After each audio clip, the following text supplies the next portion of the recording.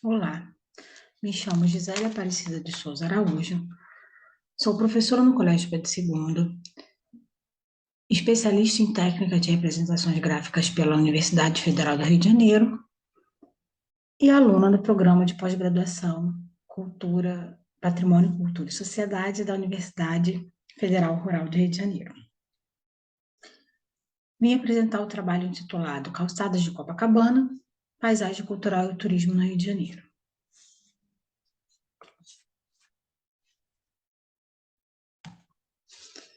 O objetivo desse trabalho é conceituar a categoria de paisagem cultural,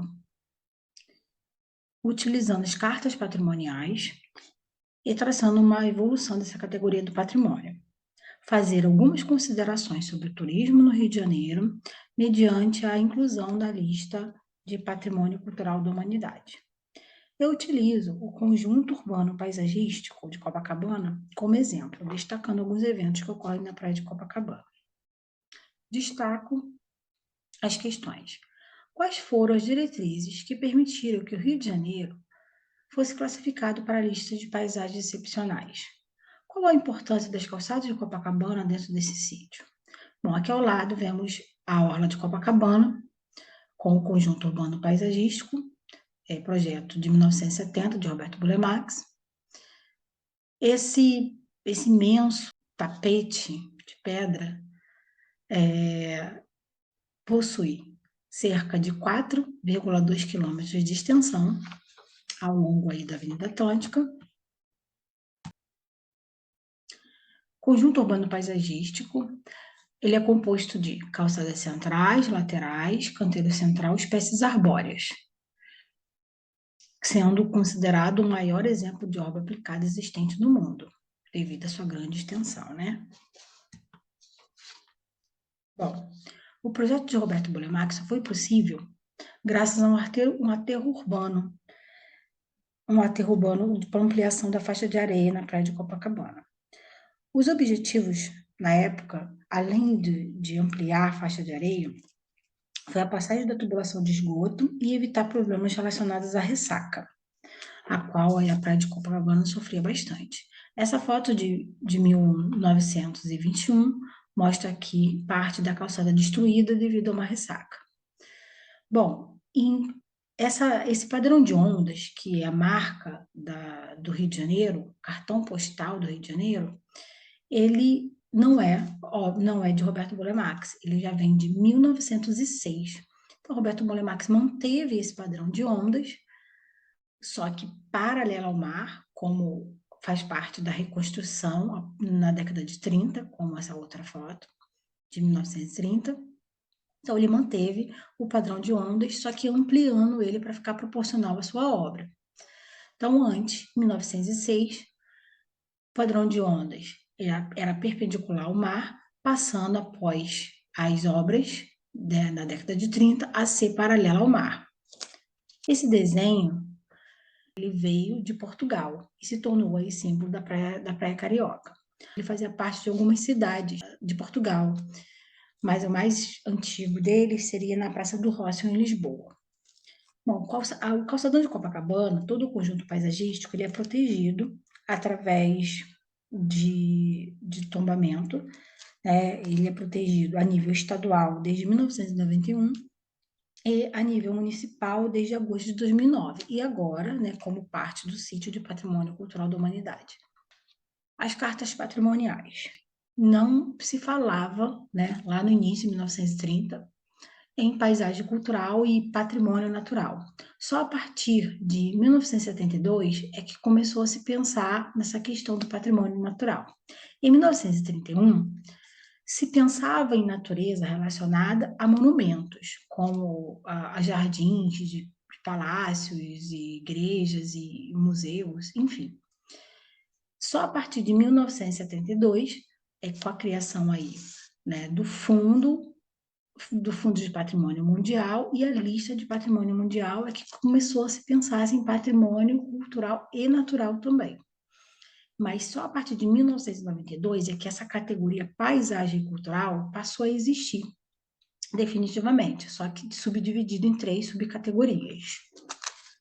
Só em 1995 é que foi determinado conceitos para definir o que é a paisagem cultural e o conceito de paisagem. Nesses conceitos temos: paisagem é definida como espaço territorial que se relaciona com o passado e com o presente de uma sociedade, resultado da combinação de fatores naturais e humanos. E a paisagem cultural é uma parte dessa paisagem, uma parte do território, ilustrada pela evolução da sociedade humana, seu estabelecimento e seu caráter através do tempo e do espaço. Tem aí um questionamento: toda paisagem é uma paisagem cultural? Diante dessas definições, me atrevo a dizer que sim. Toda paisagem que se relaciona com o homem possui intrinsecamente traços culturais interligados, mas nem toda paisagem é possível de proteção. Portanto, como afirma Sifone nesse trecho, precisa de um caráter peculiar para ser protegido. E o que seria esse caráter dito peculiar, né? Ter esse dito merecimento de proteção. Vamos ler aqui o trechinho da Sifone, 2016. O que identifica as paisagens culturais a serem protegidas é o caráter peculiar dessa relação tecida ao longo do tempo, e que se revela a partir de formas específicas de uso e apropriação da natureza pelo trabalho humano. Essas relações podem tanto materializar-se na sua morfologia, como podem ser explicadas por meio de valores que lhes são atribuídos socialmente. Então, o que caracteriza uma paisagem cultural a ser protegida? Essa relação tecida ao longo do tempo, que é a história dessa paisagem, essa materializar-se na sua morfologia seriam as características, também relacionadas ao tempo, né, que se ganhou, as características desse local. E os valores que lhes são atribuídos socialmente, que aí seria o valor social. Então, a história, as características locais e o valor que o homem dá a esse local é que faz com que a paisagem seja passível de proteção.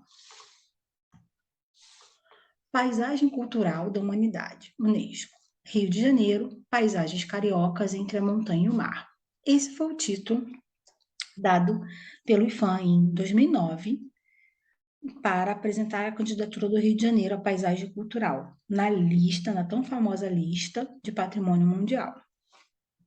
E, em 1º de junho de 2012, foi considerada a primeira cidade do mundo a receber esse título de Patrimônio Cultural da Humanidade na categoria Paisagem Cultural Urbana. Essa categoria Paisagem Cultural Urbana foi a primeira aí a esse sítio, né, do Rio de Janeiro. E o que deu esse título, né? O que fez com que o Rio de Janeiro merecesse esse título? Ação do homem versus belezas naturais da cidade, e aí temos também a história embutida, né? História, ação do homem e as belezas naturais da cidade, temos aí a paisagem cultural.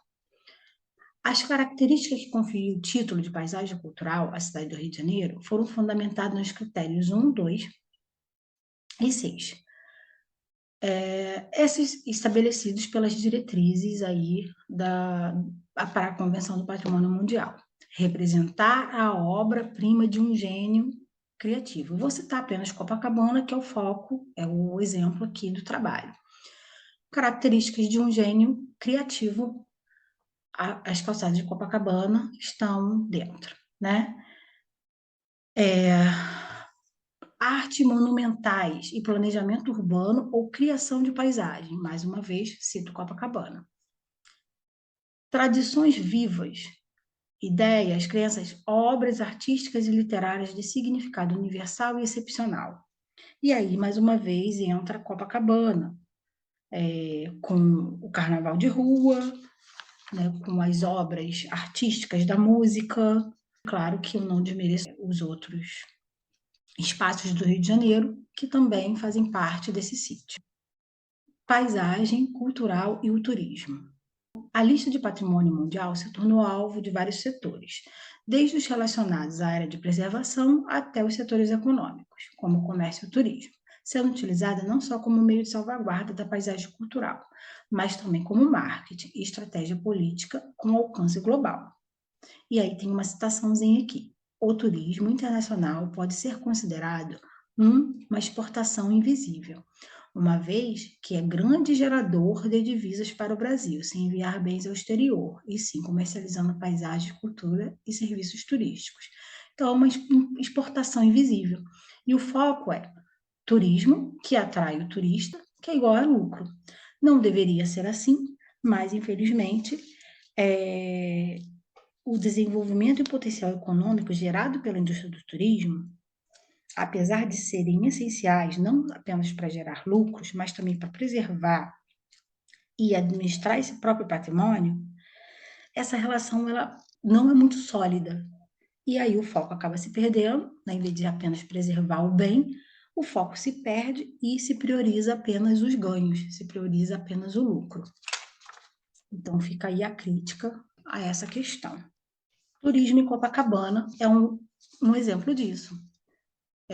A noite de Réveillon, a noite do Ano Novo, como citado aqui pelo próprio FAM para a lista de patrimônio mundial, a noite de Ano Novo, considerada a maior festa ao ar livre em todo o planeta, reunindo shows, músicas, lançamentos, fogos de artifício, reúne cerca de 1 milhão de pessoas na praia de Copacabana.